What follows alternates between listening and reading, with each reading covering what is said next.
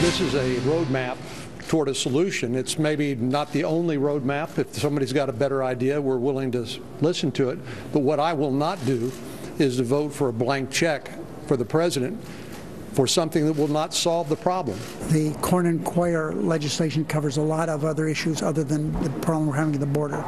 Remember, had we done comprehensive immigration reform, we wouldn't be having this issue. And everyone here,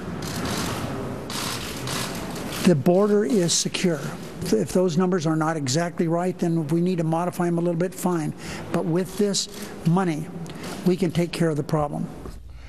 They're talking about a piece of legislation brought up by Democratic Representative Henry Cuellar and Republican Senator John Cornyn, both from Texas, that would speed the deportations of these kids from Central America, as well as a number of other elements of that piece of legislation. It's getting pushback from the Senate, as you heard. Meantime, the president said this, you may remember, last week in Texas.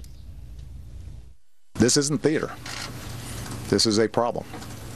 I'm not interested in photo ops. I'm interested in solving a problem. That was why he didn't go down to the border. Today, he was in the front seat of a self-driving car to highlight technology that allows cars to communicate, talking about Highway Bill. Let's bring in our panel. Steve Hayes, senior writer for the Weekly Standard. Mara Liasson, national political correspondent of National Public Radio, and syndicated columnist Charles Krauthammer. Mara, what about this? Well, he does like photo ops when they serve his purpose, and he doesn't like photo ops when they might be politically perilous for him. So I think, you know, we got that one pretty straight. I do think what's interesting is that the immigration, some kind of version of some kind of emergency funding is moving through Congress, and even the House Republicans. But perhaps scaled back. Oh, definitely scaled back. He's not going to get the $3.7 billion the president asked for. But it sounds like there's a bipartisan bill. John Cornyn and Henry Cuellar, a Democrat, have a bicameral bipartisan bill. There's also House Republican leaders are meeting to talk about what they might want to do. And I'm kind of surprised, because for a while it looked like the president wasn't going to get anything. But I do think there will be some kind of money and discretion, maybe a change in the 2008 law that will speed up the processing of these kids. Whether it actually means actual deportation and a sped up hearing process is obviously yet to be seen. But the Cornyn law does change the process, and it looks as if it would have the effect of having most of the kids returned. But it does, obviously, part of that is to have these accelerated immigration hearings, which will be within 7 days. Unlike now, where the kids go to HHS, they're dispersed all over the country.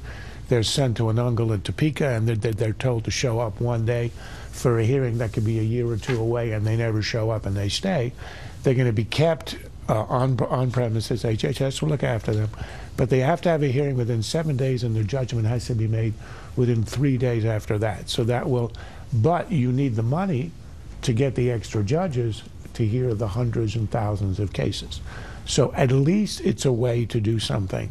And I think as soon as you get this thing rolling, and hopefully it'll be soon, and you get some of the immigrants denied asylum and sent back, you're going to get some message to Central America, which the administration has not delivered in any way that's even remotely convincing that this is not a free pass. And once the message is received, the tide will abate.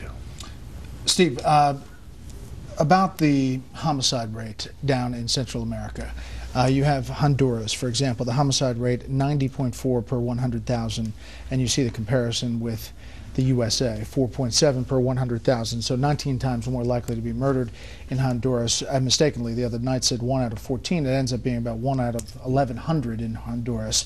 But the intelligence assessment from this July 7th report, Catherine Herridge reported on, suggests that there's misperceptions here, that a lot of these folks are coming because of the perception about immigration laws. I don't think the two are mutually exclusive. I mean, I think it's the case that we have seen tremendous violence in Central America, and that has led people to be willing to take the kind of risks that we're seeing people take in order to come here. But there's no question at the same time that the loophole in the law and the exploitation of that loophole by the cartels in particular is what's led to this most recent surge. I mean, there's word in Central America that if you come, you will be granted a permiso, which is probably just a misunderstanding. You'll be granted a permiso and you won't be sent back. I think the assumption, the understanding that you won't be sent back is what has really led to this spike, and that's, I think, part of the problem that needs to be solved here. I think what's interesting in the administration's response to all of this is, when we've talked about this now for 2 weeks, they've been basically for changing the language, the 2008 language, then they were against changing the 2008 language. Now they seem to be once again sort of for changing the language. Representative Steve Pearce, who's on this border crisis working group for House Republicans, talked to Jay Johnson, and Jay Johnson said, in effect, yeah, we're willing to change it. Do you sense, Mara, that is because of the political situation? As you take a look at the newest Washington Post ABC poll out on this topic, President Obama's handling of undocumented immigrants entering USA disapproved 58%. This is just out. Approved 33%. Now, we should point out GOP lawmakers have a worse percentage at 66%, but you know, he is the president. And do you think that this changing tactic from the White House is based on those numbers? I think the White House has always sent mixed signals on this, even before that poll came out.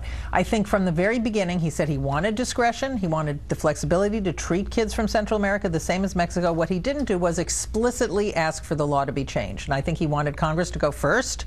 I think there are a lot of immigration reform groups and people in the base of the Democratic Party who don't want this law changed, don't want these kids sent home faster. But do you think that he wanted to use the issue at the beginning as a hammer? No, I think he wants this problem, they don't like to call it a crisis, resolved, because it's really hurting him. He needs to solve this. One other little point about kids coming over: 15% of the population of Honduras is in the United States. And if you have family members in the U.S., you want to get here. If you have family members in Mexico, there's a tremendous amount of these kids in Mexico too. But the number of Hondurans who are here, mostly illegally, who can't go back and forth anymore because the border actually is a little tighter. And that's also a magnet for these kids. But when you get Harry Reid saying the border is secure, definitively, you've got to wonder, you know, whether he's really on his medication or not. I mean, that is so detached from reality. We just saw at the beginning of the show the report from John Roberts. It is not. I mean, you get, how many do we have now? 60,000 at least, the kids who've come over, and we are completely helpless. And it's the helplessness that I think is driving the president and the Democrats to accept.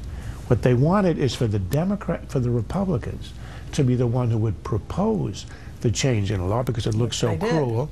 And so the Republicans have played their role in this kabuki.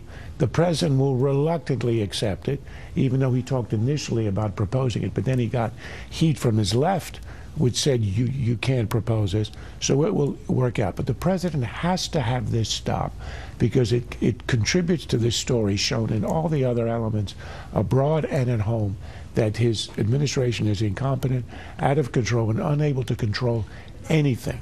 And with this continuing, he really can't tolerate that. His numbers, we will not survive, but the party will be roundly thrashed in November. No matter, and that's why he will acquiesce to the change in the law. No matter how many photo ops there are between now and then. Oh, he can drive all the driverless cars he wants. It's not going to help him. Well, with all of the babbling here in Washington, back and forth in both political parties, the single most important thing that happened today was the plane load of 40 sent back to Honduras. If that happens, and it happens repeatedly, I think the crisis ends. I thought you were going to say all the babbling on the panel. I was going to push back a little. Oh, no, there's no babbling here. Babbling. No babbling here. Commentary on the panel, babbling in the rest of Washington. Next up.